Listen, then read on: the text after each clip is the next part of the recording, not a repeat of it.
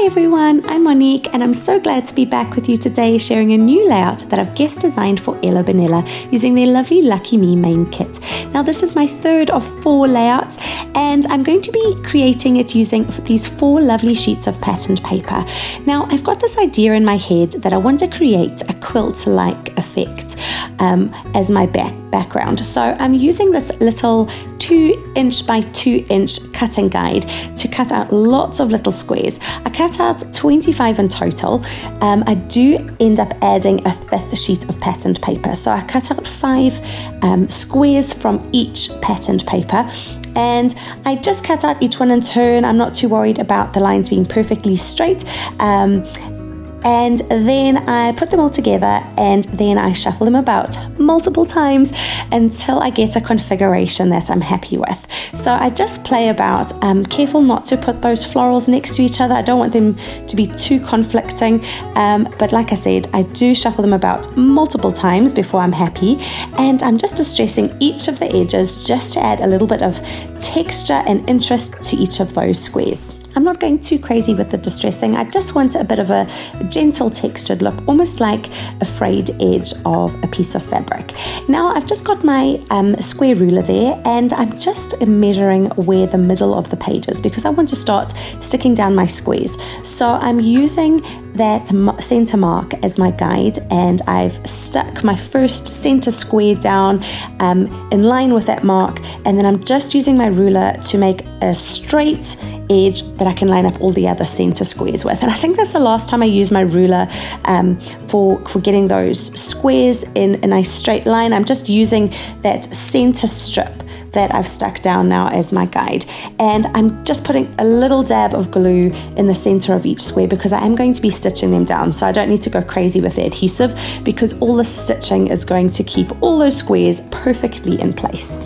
Now I'm all ready to stitch, although I do forget to show you a close-up, so I'm really sorry, but there will be a close-up later on in this video.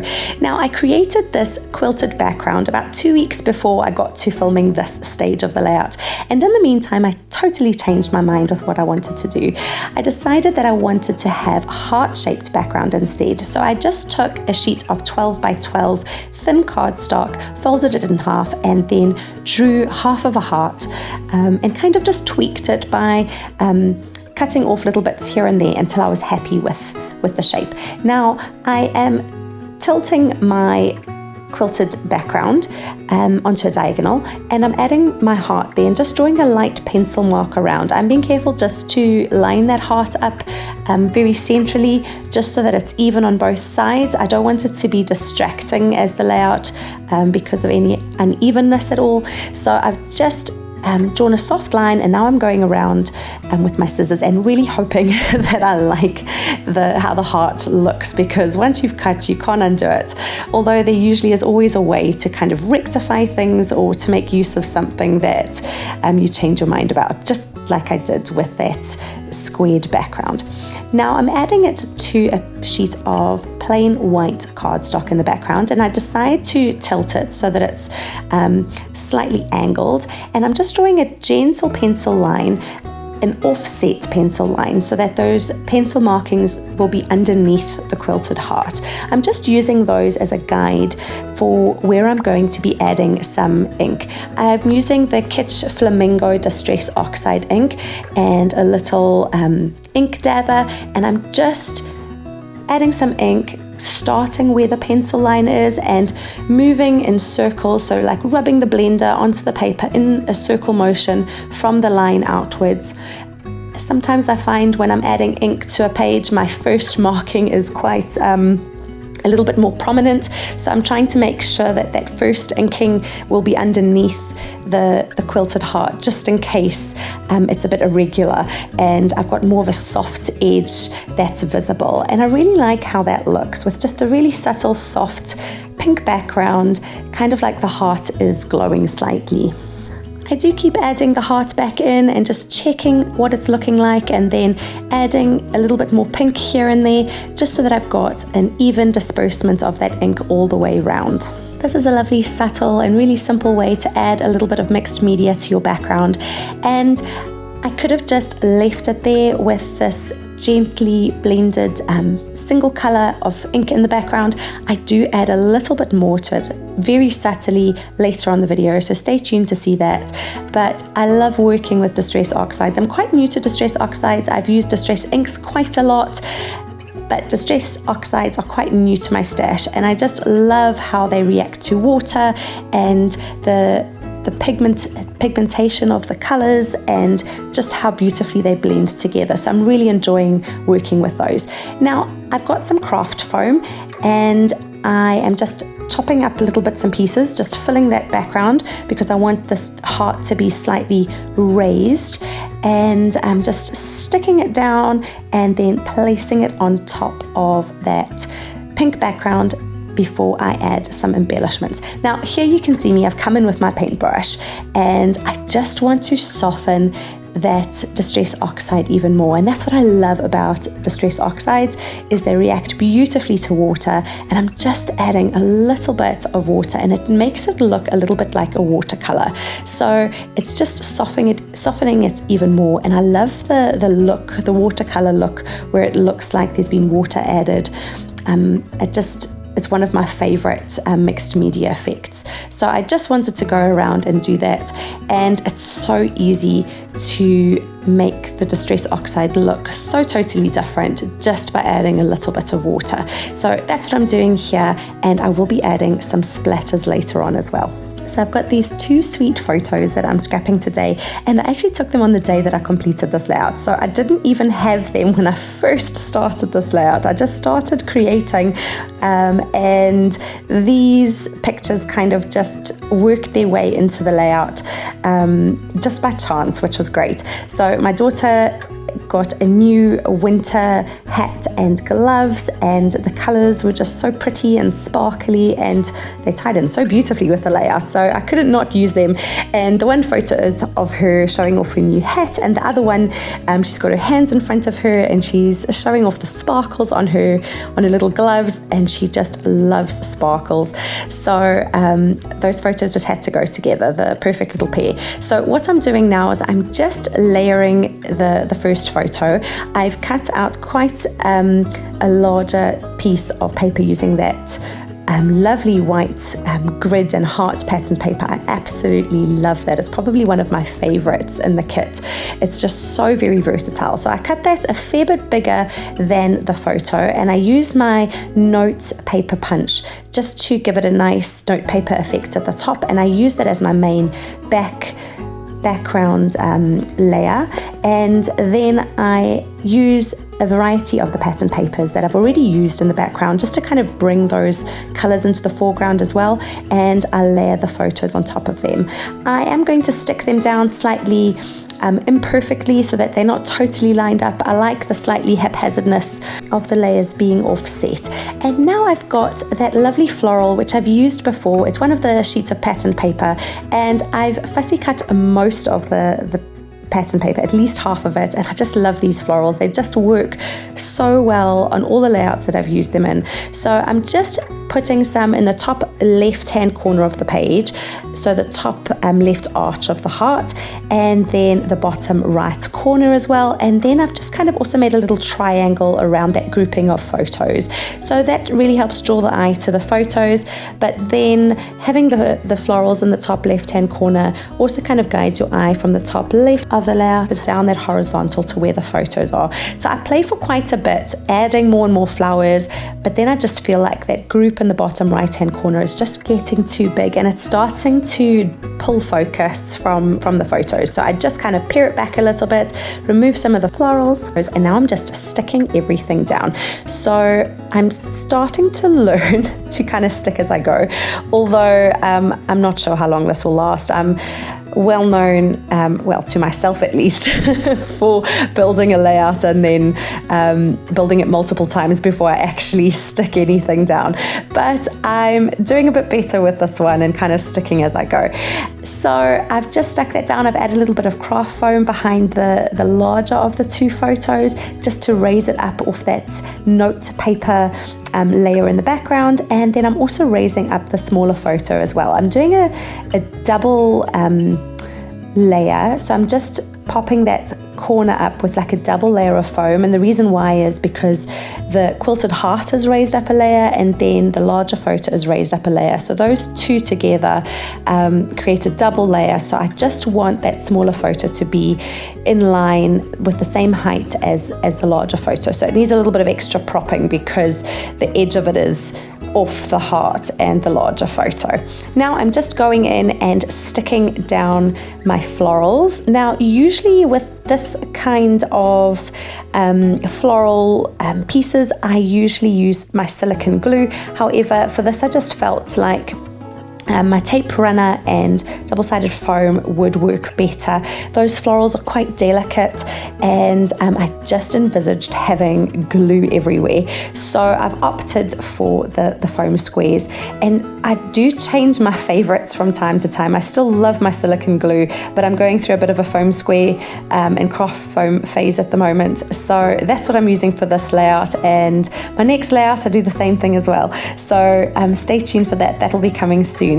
So I'm just layering those clusters together. Now I do always start off building my layout, and I can never get the florals back in the right place, but at least I've kind of got a visual idea of where I want everything to go. But I certainly never remember exactly where I had things placed originally, so it always looks a little bit different. But the main idea is there, and I think that's absolutely fine as long as you're happy with how it works out in the end. Now I'm going to be taking the lovely embellishments that are in the kit. There's some lovely epoxy stickers, and these are the chipboard stickers, and I really like that little shine circle. So I think the perfect spot for it is in that little floral cluster in the bottom left hand corner of that larger photo. And I try a variety of different bits and pieces before settling on the ones that I really want to use. So I add that teeny tiny little butterfly to the top left cluster, and then 3 little tags to the right of the larger photo, and then I start to stick everything down. With chipboard stickers, I do usually always add some liquid adhesive to the back of them as well, just to help them stand the test of time and stay stuck for as long as I want them to last. And I'm also now going in with these little gold chipboard hearts and just kind of making a little triangle around my photo and adding 1 little gold heart to the top left of that layout as well. Now I've got this lovely metal die that says beautiful, and I've cut it out 4 times, 3 times using just plain white cardstock and once using the lovely green pattern paper from the kit. And I'm just using a little quickie glue pen, and it's lovely because it's got a very fine rollerball tip, which is great for things like this when you're gluing very delicate and thin layers together. So I'm just going over the back of that die cut, and then I'm sticking it on top of another white piece, and I kind of line up the bottom bits of the word first and then kind of just smush and slide them all so that they directly on top of the layer below. So I just do this for all the layers so that all 4 layers are stuck together with the green layer on top, and this just creates a nice chunky, almost chipboard title piece. And I just love the stability of all those layers together, and it adds a nice extra little bit of dimension to a layout as well. And there you can just see the thickness of that. It's a really simple way to create a more solid title piece, your kind of own chipboard embellishment. So now I'm just laying it out, and I want the title to say beautiful you. So I'm just looking through those lovely sparkly glittery alphas that come in the kit and kind of I play for ages with where I want that title, and I move that U so many times, but I do eventually move it back to exactly where I had it at the very start, and that works out to be the best spot for it. So there I am, moving the U letters back in place, and now I'm just taking out my square ruler just to make sure that they lined up before sticking them down in their final position. Now I do go through the very fiddly task of adding some very thin strips of double-sided craft foam to the back of that beautiful die cut, just so that it can be slightly raised, and it was well worth it. So the edge of the beautiful that is not on top of the photo has double-sided foam behind it, and the other letters that are sitting on the photo are just stuck down with some liquid adhesive from that rollerball glue pen, and I really like how that looks. I do add a little bit of craft foam behind the letters U, although I don't show it here, but that just also adds a nice little bit of extra height and helps the title stand out a little bit. Now I do pour out a selection of sequins and gems and jewels so that I can see which ones work best, but I end up just sticking with those lovely sequins that are pink.